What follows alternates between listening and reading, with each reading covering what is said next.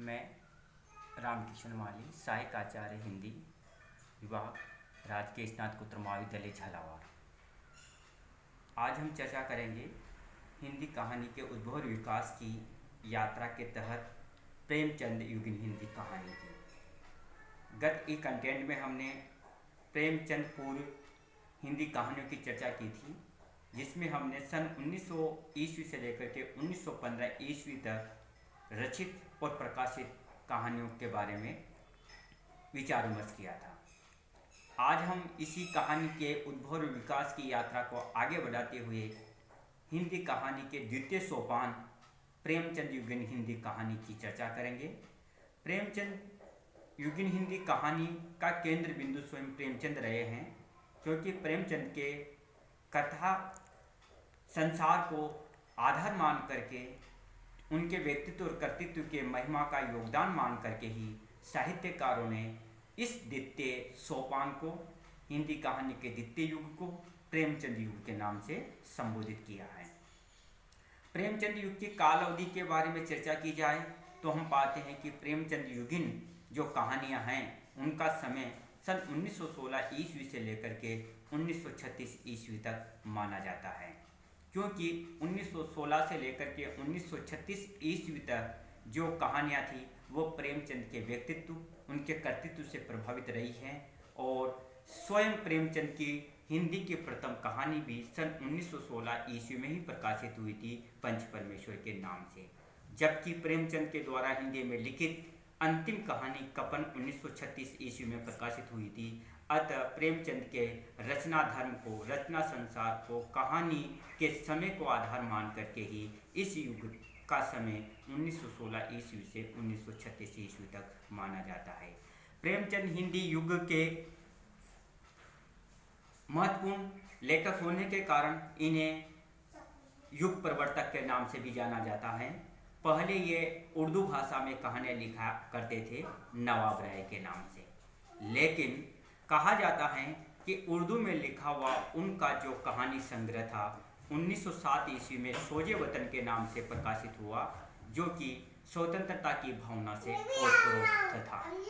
इस स्वतंत्रता की भावना से ओतप्रोत होने के कारण ही अंग्रेजी सरकार के द्वारा इस कहानी संग्रह पर रोक लगा दी गई और प्रेमचंद पर अनावश्यक दबाव डाला गया। परिणाम स्वरूप प्रेमचंद ने उर्दू में नवाब राय के नाम से लेखन कार्य बंद करके हिंदी में प्रेमचंद के नाम से अपना लेखन कार्य आगे बढ़ाया। प्रेमचंद के द्वारा हिंदी में लिखी हुई प्रथम कहानी पंच परमेश्वर थी, जिसका प्रकाशन 1916 ईस्वी में हुआ। जबकि हम चर्चा कर चुके कि इनकी अंतिम कहानी 1936 ईस्वी में कपन के नाम से प्रकाशित हुई थी।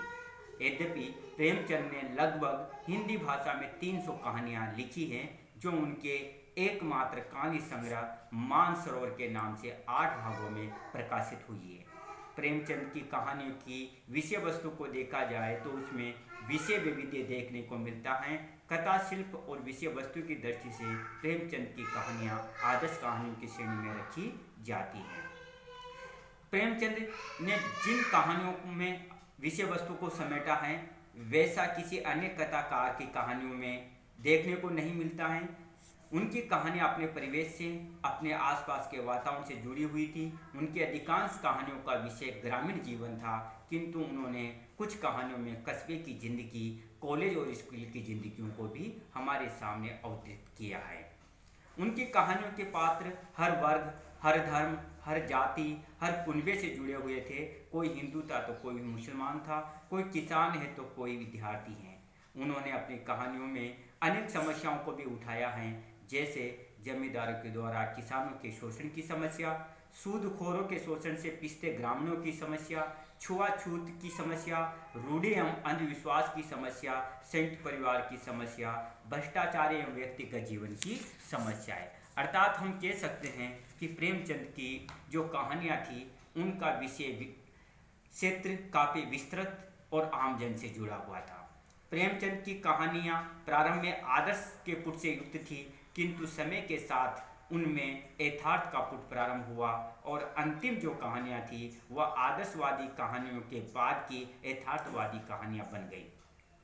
प्रेमचंद का कथा शिल्प भी उत्तरोत्तर विकास पथ पर अग्रसर रहा है। प्रारंभिक कहानियों में इतिवृत्तात्मकता अधिक है तथा चरित्र चित्रण की मनोवैज्ञानिकता के स्थान पर इस पर आचरण का वर्णन अधिक किया गया है।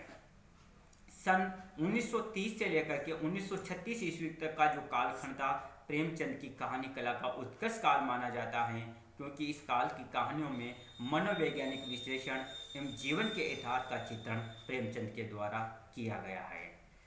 कपन और पूस की रात इस वर्ग की कहानियां मानी जाती हैं। इनमें सच्चाई को नग्न रूप में उजागर किया गया है। हिंदी की आधुनिक कहानियों की ऐसी कहानियों में बहुत कुछ दाय के रूप में प्राप्त हुआ है, इसे स्वीकार करना ही पड़ेगा। प्रेमचंद की प्रमुख कहानियों की चर्चा की जाए तो उन प्रमुख कहानियों में हैं पंच परमेश्वर, बूढ़ी काकी, ईदगाह, परीक्षा, आप बीती, सवा शेर गेहूं, आत्माराम, सुजान भगत, माता का हृदय, कजाकी, शतरंज के खिलाड़ी, बड़े भाई साहब, नशा, ठाकुर का कुआं, लॉटरी, पूस की रात और कपन आदि अनेक अनगिनत कहानियाँ इनके नाम से इनके द्वारा लिखी गई है, जो कि आज पाठकों के द्वारा पढ़ी जाती हैं। प्रेमचंद के समकालीन कहानीकारों की बात की जाए तो मूर्धन्य कहानीकारों में शामिल किया जाता है पंडित विशंबरनाथ शर्मा कौशिक को, सुदर्शन, जयशंकर प्रसाद, चतुर्सेन शास्त्री, राय कृष्णदास, पांडे बेचन शर्मा उग्र, भगवती प्रसाद वाजपेयी, जैनेन्द्र कुमार, आगे इलाचंद्र जोशी, यशपाल आदि अनेक न जाने कितने अनाम धन्य साहित्यकार इनके युग में हुए हैं। यदि बात की जाए विशंबरनाथ शर्मा कौशिक की तो इन्होंने सन 1912 में रक्षाबंधन कहानी लिखी थी। इसके साथ ही उन्होंने लगभग 200 कहानियाँ भी लिखी हैं, जिनमें कल्प मंदिर, चित्रशाला, प्रेम प्रतिमा, मणिमाला और कलोल संग्रह में संकलित हैं। उनकी कहानियों का जो विषय है वह सामाजिक परिवेश से जुड़ा हुआ है। सामाजिक समस्याओं को उन्होंने अपनी कहानियों में उठाया है, जैसे दहेज प्रथा की समस्या, पर्दा प्रथा की समस्या, बाल विवाह एवं अंधविश्वास से संबंधित समस्याएं, ताई, रक्षाबंधन, विधवा, विद्रोही, पतित पावन आदि उनकी प्रसिद्ध कहानियां रही है। सुदर्शन जी ने अपनी कहानियों का विषय जीवन की ज्वलंत समस्याओं को बनाया। सुदर्शन जी के कहानी संग्रह की चर्चा की जाए तो सुदर्शन सुधा, सुदर्शन सुमन, पुष्पलता, सुप्रभात, तीर्थ यात्रा, गल्प मंजरी आदि इनके कहानी संग्रह प्रकाशित हुए हैं, जिनमें इनकी हार की जीत, कवि की स्त्री, प्रेम तरु, दो मित्र, एथेंस का सत्यार्थी, पत्रों का सौदागर और कमल की बेटी आदि प्रसिद्ध कहानियां प्रकाशित हुई है। इनकी कहानियों में सुधारवादी दृष्टिकोण के साथ साथ अंतर्ध्वनि की भी प्रधानता रही है। प्रेमचंद युग के एक प्रतिभाशाली कथाकार के रूप में जयशंकर प्रसाद का नाम भी आता है।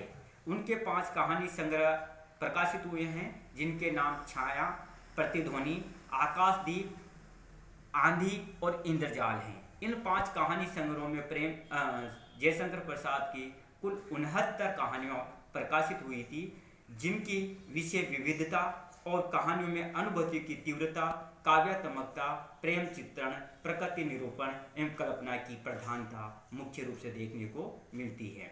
उनकी कुछ कहानियों में ऐतिहासिक देश काल एवं वातावरण की सफल प्रस्तुति की गई है। अतीत के गौरव, स्वप्निल भावुकता एवं कल्पना की ऊंची उड़ान प्रसाद जी की कहानियों की प्रमुख विशेषताएं मानी जाती है। उन्होंने उच्च कोटि के नारी चरित्र अपनी कहानियों में प्रस्तुत किए हैं, जो अपने निश्चल प्रेम, बलिदान और त्याग से पाठकों पर अमिट छाप छोड़ते आए हैं। प्रसाद जी की प्रमुख कहानियों में पुरस्कार, इंद्रजाल, आकाशदीप, ममता, मदवा, बेड़ी, प्रतिध्वनि, आंधी आदि प्रमुख रही है। आचार्य चतुर्सेन शास्त्री ने ऐतिहासिक विषयों पर अपनी कहानियों की रचना की है। अम्बपालिका, भिक्षुराज, सिंहगढ़ विजय, पन्नाधाय, रूठी रानी आदि उनकी प्रमुख कहानियां रही है। यदि कहानी परंपरा में बात की जाए भगवती प्रसाद वाजपेयी की, तो इन्होंने लगभग 300 कहानियां लिखी हैं, जिनमें सामाजिक यथार्थ का उन्होंने वास्तविक चित्रण किया है। इन कहानियों के विषय वैविध्य से युक्त होने के कारण इन कहानियों में अछूत समस्या, विधवा विवाह, वैश्य समस्या जैसी अनेक समस्याओं को भगवती प्रसाद वाजपेयी ने अपनी कहानियों के माध्यम से उठाया है। प्रेमचंद युगीन कहानीकारों में पांडे बेचन शर्मा उग्र का नाम भी सम्मान के साथ लिया जाता है, जिनके अनेक कहानी संकलन प्रकाशित हुए हैं, जिनमें चिंगारियाँ, शैतान मंडली, बलात्कार, इंद्रधनुष, चॉकलेट आदि प्रसिद्ध हैं। सामाजिक यथार्थ को नग्न रूप में पेश करने में सिद्धस्त कथाकार माने जाते हैं उग्र जी। इन कहानियों में सामाजिक शोषण, हद, अनाचार एवं कुरीतियों के प्रति आक्रोश व्यक्त किया गया है तथा इनको समाप्त करने का पुरजोर संदेश उग्र जी ने हमें इन कहानियों में दिया है। राधिका रमन प्रसाद सिंह जी की भी अनेक कहानियाँ इस काल में प्रसिद्ध हो चुकी थी, जिनमें कानों में कंगन, दरिद्र नारायण और पैसे की घूंघनी प्रसिद्ध कहानियाँ हैं। इनका संकलन गांधी टोपी नामक संग्रह में किया गया है। इस काल के कुछ अन्य कहानीकारों में राहुल सांकृत्यायन, सुभद्रा कुमारी चौहान, शिवरानी देवी, उषा देवी मित्रा, चंद्रगुप्त विद्यालंकार, विष्णु प्रभाकर आदि के नाम भी लिए जाते हैं। इस प्रकार से हम पाते हैं कि प्रेमचंद युगीन जो कहानियाँ थी वह विषय विविधता की दृष्टि से सामाजिक, ऐतिहासिक, मनोविश्लेषणवादी आदि अनेक विचारधाराओं से जुड़ी हुई थी, जिसमें इन्होंने वास्तविकता को, यथार्थ को प्रकाशित किया है। यदि हिंदी कहानी के विकास यात्रा के तृतीय सोपान की बात की जाए तो उसे प्रेमचंदोत्तर हिंदी कहानी अर्थात प्रेमचंद के पश्चातवर्ती कहानी के नाम से जाना जाता है, जिसका समय 1936 ईस्वी से 1950 ईस्वी तक माना जाता है। सन 1936 से 1950 ईस्वी तक का समय हिंदी कथा जगत में प्रेमचंदोत्तर काल के नाम से सभी साहित्यकारों के द्वारा पुकारा जाता है।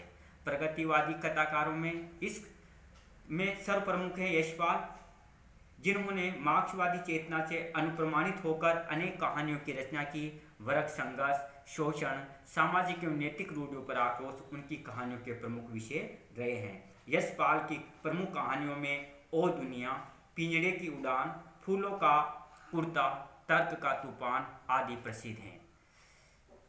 मनोविश्लेषणवादी विचारधारा के तहत इस युग में अनेक कहानीकार हुए हैं, जिनमें अजय, इलाचंद्र जोशी और जैनेन्द्र के नाम सम्मान के साथ लिए जाते हैं।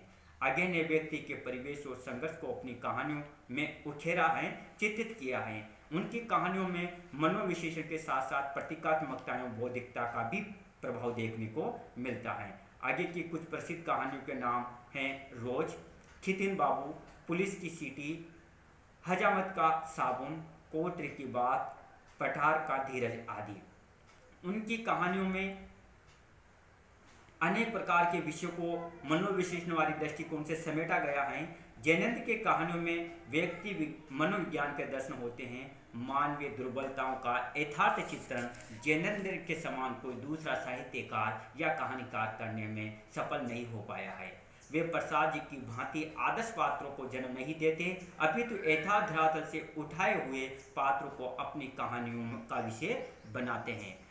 उनकी प्रसिद्ध कहानियों की बात की जाए तो जैनेन्द्र की प्रसिद्ध कहानियों में हैं मास्टर साहब, पत्नी, एक रात, ध्रुव यात्रा, ग्रामोफोन का रिकॉर्ड और पानवाला आदि। मनोविश्लेषणवादी परंपरा को गति प्रदान करने वाले इस युग के एक अन्य प्रसिद्ध कहानीकार हुए हैं इलाचंद्र जोशी, जिनकी कहानियां मनोविज्ञान की दृष्टि से केस स्टडी या केस हिस्ट्री सी प्रतीत होती है।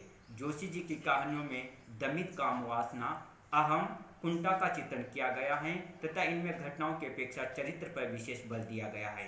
जोशी जी की प्रमुख कहानियों में शामिल हैं रोगी, छोटे विवाह की पत्नी, प्रेतात्मा, परित्यक्ता आदि। प्रेमचंदोत्तर कहानीकारों में से एक वर्ग उन कहानीकारों का है जिन्हें यथार्थवादी कहानीकार कहा जा सकता है। इन कथाकारों ने आधुनिक समाज की विभिन्न परिस्थितियों एवं समस्याओं का उद्घाटन यथार्थ परक दृष्टिकोण से किया है। चंद्रगुप्त विद्यालंकार, राम प्रसाद पहाड़ी, देवी दयाल चतुर्वेदी, भगवती चरण वर्मा, जानकी वल्लभ शास्त्री, रामरक्ष बेनीपुरी, विष्णु प्रभाकर, राधा कृष्ण दास आदि इसे यथार्थवादी दृष्टिकोण के प्रमुख कहानीकार हैं। इनमें से कुछ कहानीकारों के संकलन चंद्रकला, अमावस, भय का राज्य आदि चंद्रगुप्त विद्यालंकार के रहे हैं। तो हम कह सकते हैं कि इसी युग का कहानीकारों के एक वर्ग ने अपनी कहानियों में काम वासना, सौंदर्य लिप्सा, यौन समस्याओं का चित्रण स्वतंत्र रूप से किया है। इन्हें यौनवादी कथाकार कहा जा सकता है। इस वर्ग के प्रमुख कहानीकारों में आर सी प्रसाद सिंह, जिनकी कहानी है कालरात्रि, द्विजेंद्र नाथ मिश्र, जिनकी कहानी छोटा डॉक्टर, किशोर साहू, जिनकी कहानी टेसू के फूल, मधुसूदन, जिनकी कहानी उजाले से पहले आदि हैं, जिनमें उन्होंने कामवादी वासनाओं को, सौंदर्य लिप्सा को, यौन समस्याओं को उठाया है। प्रभाकर माचवे ने द्वितीय विश्व युद्ध से संबंधित घटनाओं पर कहानियां लिखकर संगिनी का साया संकलन तैयार किया। पंडित श्री राम शर्मा ने शिकार कथाओं का श्री गणेश किया, किंतु उनकी शिकार कथाएं वास्तविक घटना पर आदत होने के कारण रिपोर्टाज के अधिक निकट हैं। अतः पंडित श्री राम शर्मा को हिंदी में शिकार कथाओं का प्रवर्तक भी माना जाता है।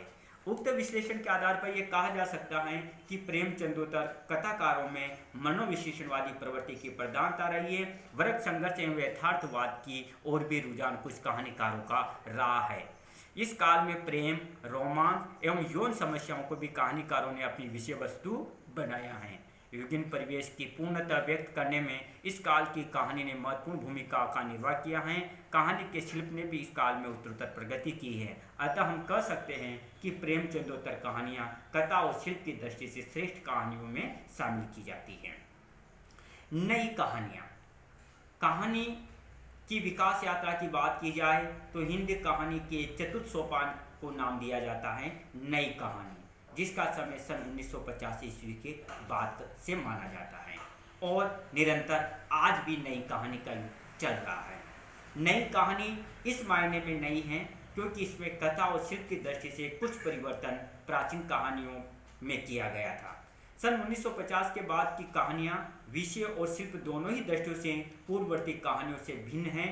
पुरानी कहानी में जहाँ पूर्वाग्रह हैं, वहीं नई कहानी पूर्वाग्रह से मुक्त हैं। पुरानी कहानीकारों ने अपनी आंखों पर समाजवादी, नैतिकतावादी, रोमानी या मनोविश्लेषणवादी चश्मा लगाकर जीवन को देखा था, किंतु नए कहानीकारों ने सभी पूर्वाग्रहों से मुक्त होकर जीवन को यथार्थ के रूप में देखने समझने का प्रयास किया है। कमलेश्वर ने नई कहानी के विषय में अपना मत व्यक्त करते हुए बताया है कि पुरानी और नई कहानी के बीच बदलाव का बिंदु है केवल नई वैचारिक दृष्टि। इसी प्रकार से गणपति चंद्र गुप्त के अनुसार भी नई कहानियाँ नई कहानी का सबसे बड़ा वैशिष्ट्य है कथा तत्व का हास। नया कहानीकार कथानक को महत्व नहीं देता है। इस प्रकार से नई कहानी की विकास यात्रा 20वीं शताब्दी के छठे दशक में प्रारंभ हुई। सन 1955 में कहानी पत्रिका का प्रकाशन प्रारंभ हुआ, जिसमें प्रकाशित होने वाली कहानियाँ परंपरागत कहानियों से कुछ अलग ही दिखाई देती थी और उसका आधार था कथ्य और टेक्निक दोनों ही दृष्टियों से। बाद में इन कहानियों को 1955-56 के आसपास नई कविता के वजन पर नई कहानी कहा जाने लगा। नई कहानी में जीवन के यथार्थ को ईमानदारी के साथ चित्रित किया गया है तथा कल्पना प्रस्तुत होने पर भी अपने आसपास के जीवन की कहानी दिखती है। विषय वैविध्य की दृष्टि से नई कहानियों को हम अनेक भागों में बांट सकते हैं, जैसे ग्रामीण अंचल की कहानियाँ, नगर बोध की कहानियाँ, यथार्थ बोध की कहानियाँ, यौन समस्याओं का चित्रण करने वाली कहानियाँ और व्यंग्य प्रधान कहानियाँ। छठे दशक के आरंभ में हिंदी कहानी में ग्रामीण अंचल की कहानियों ने पाठकों को विशेष रूप से आकर्षित किया था। इन कहानीकारों में शिव प्रसाद सिंह, मार्कंडेय, फणीश्वरनाथ रेणु के नाम प्रमुख हैं। इनकी कहानियों में गांव की तस्वीर साफ सुथरे रूप में उभरी है, किंतु उनमें रोमांस की प्रधानता है।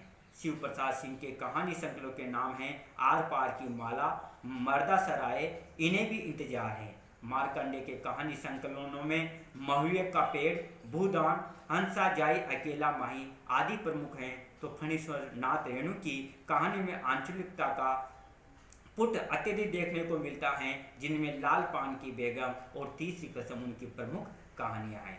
नई कहानी में नगर बोध की प्रवृत्ति प्रमुखता से व्यक्त हुई है। आज के नगरीय जीवन में पाई जाने वाली सतही सहानुभूति, आंतरिक ईर्ष्या, स्वार्थपरता, जीवन की कृत्रिमता आदि की अभिव्यक्ति कमलेश्वर, निर्मल वर्मा, अमरकांत की कहानी में देखी जा सकती है। नई कहानी में आधुनिक बोध कई अर्थों में विद्यमान है। मध्यकालीन मूल्यों के हास तथा नवीन वैज्ञानिक सोच ने आज की कहानी को प्रभावित किया है। नगरीय जीवन की वास्तविक स्थितियों का चित्रण तो इन कहानियों में है ही, साथ ही आधुनिक बोध से उत्पन्न अकेलेपन एवं रिक्तता की अनुभूति, यौगिक संक्रमण एवं तनाव को भी उसमें अभिव्यक्त किया गया है। मोहन राकेश, राजेंद्र यादव, अमरकांत, कमलेश्वर, निर्मल वर्मा की कहानियाँ इस युग की प्रमुख कहानियाँ या इस विचारधारा की प्रमुख कहानियों में शामिल की जाती है। यदि नई कहानी को समृद्ध करने में लेखकों का जितना योगदान रहा है, उतना ही योगदान लेखिकाओं का भी रहा है, जिनमें उषा प्रेमवदा, मनु भंडारी, कृष्णा सोबती, मेहरुनिसा परवेज, रजनी पनिकर, शिवानी जैसे अनेक कहानी लेखिकाओं ने अपना धर्म निभाया, अपना योगदान दिया। प्रेम और विवाह के कटु मधुर संबंधों का चित्रण भी नए कहानीकारों ने किया है। कमलेश्वर की बयान, राजा नरबंसिया, राजेंद्र यादव की टूटना, मनु भंडारी की यही सच है और मोहन राकेश की अपरिचित कहानियाँ इस दृष्टि से उल्लेखनीय हैं। मोहन राकेश की मिसवाक, कमलेश्वर की तलाश, उषा प्रेमवदा की छुट्टी का एक दिन, अमरकांत की जिंदगी और जो कहानियाँ टूटी हुई नारी या टूटे हुए पुरुष की कहानियाँ हैं। नए कहानीकारों में कुछ और चर्चित नाम लिए जाते हैं, जिनमें शामिल हैं महीप सिंह, दिनेश पालीवाल, राजकुमार भरमर, नरेंद्र कोहली, गोविंद मिश्र, ममता कालिया, निरुपमा सोबती, दीप्ति खंडेलवाल आदि। नई कहानी हिंदी कथा विकास यात्रा की एक उपलब्धि है। यदि इस कहानी पर मूल्यहीनता का आरोप लगाया जाता है, क्योंकि जीवन के शाश्वत मूल्य जैसी किसी चीज़ में इनका कोई विश्वास नहीं है, तथापि हम इसे इस आरोप से बरी कर सकते हैं। नई कहानी में मूल्यहीनता न होकर मूल्यों का परिवर्तित रूप है। नई कहानी किसी एक क्षण या एक स्थिति या एक संवेदना को व्यक्त करने वाली कहानी नहीं है, अपितु मानव की दृष्टि बदलने के साथ ही नई कहानी का स्वरूप भी बदला है, कथा शिल्प भी बदला है और विषय वस्तु भी बदली है।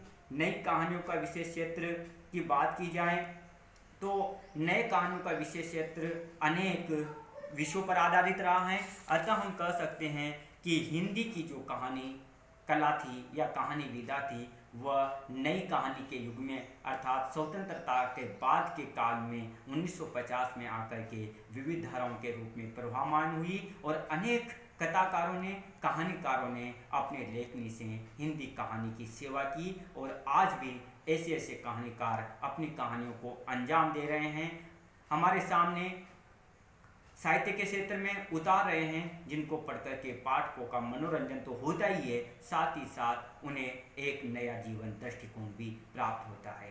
तो आज हमने बात की है हिंदी कहानी के उद्भव विकास यात्रा के 3 सोपानों की। इन 3 सोपानों के साथ ही हिंदी कहानी अपनी विविध धाराओं के रूप में बह निकली है, जिसे नई कहानी या कहानी आंदोलन के नाम से भी जाना जाता है। हिंदी के कहानी आंदोलन की चर्चा हम आगामी एक कंटेंट में करेंगे। तो आज हम इतना ही देखते हैं। जय हिंद, जय भारत।